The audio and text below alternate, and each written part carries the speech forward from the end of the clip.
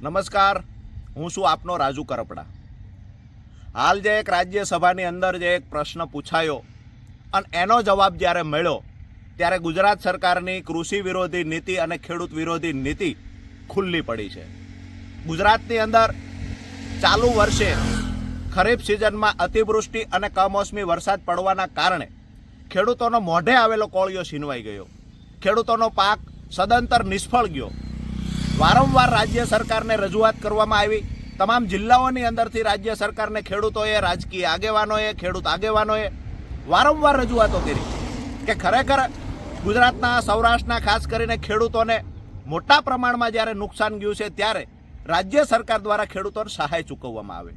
સરકાર દ્વારા સર્વેની અને સહાયની જાહેરાતો તો થઈ, પણ નહિવત જાહેરાત થઈ, ખેડૂતોની મજાક સમાન જાહેરાતો કરવામાં આવી। જાણી જોઈ નુકસાનીના આંકડા બદલી નાખવામાં આવ્યા। જાણી જોઈ અમુક તાલુકાને સહાયથી વંચિત રાખવામાં આવ્યા। જાણી જોઈ અમુક ખેડૂતોને વંચિત રાખવામાં આવ્યા। વારંવાર રજૂઆત થવા છતાં ગ્રાન્ટ નથી, અમારી પાસે ફંડ નથી, SDRFની મર્યાદા છે, આવા જવાબો ખેડૂતોને મળવા લાગ્યા।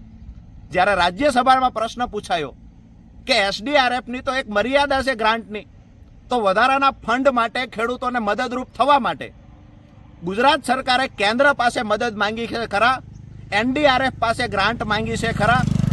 ત્યારે રાજ્યસભામાં જવાબ મળ્યો કે ગુજરાત સરકાર દ્વારા સિંગલ રજૂઆત કરવામાં આવી નથી, NDRF પાસેથી વધારાના પૈસાની માંગણી કરવામાં આવી નથી।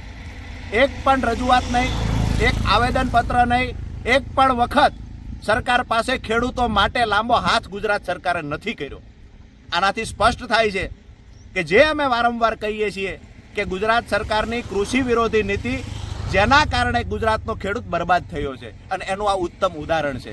આવતી 9 તારીખે ફરી એક વખત સુરેન્દ્રનગર જિલ્લાના ખેડૂતો મોટી સંખ્યામાં સુરેન્દ્રનગર જિલ્લા ખેતીવાડીની અધિકારીએ રજૂઆત કરવા પહોંચશે।